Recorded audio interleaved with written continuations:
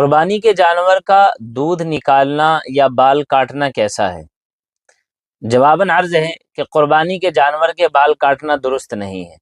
ऐसे ही कुर्बानी के जानवर का दूध निकालना भी दुरुस्त नहीं है, ना ही तो उसको बेचना दुरुस्त है। अलबत्ता कैफियत अगर ऐसी बन जाए कि मसलन आपने दूध निकाल लिया या कई दिन हो गए आपको, तो जानवर आपको लग रहा है कि उसका दूध अगर नहीं निकाला जाएगा तो कोई नुकसान होने का खदशा है, मिसाल के तौर पे, तो फिर वो दूध गरीबों को दे देना, खैरात कर देना ज़रूरी है।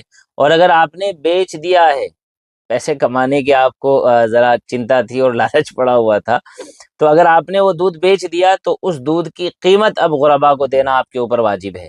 यानी वो कुर्बानी का के जानवर का दूध आप इस्तेमाल भी नहीं कर सकते, बेच के उसकी कीमत भी इस्तेमाल में नहीं ला सकते। दूध निकाला तो दूध गुरबा को जाएगा, और अगर बेचा है तो उसकी कीमत गुरबा को जाएगी, आपके इस्तेमाल की इजाज़त नहीं।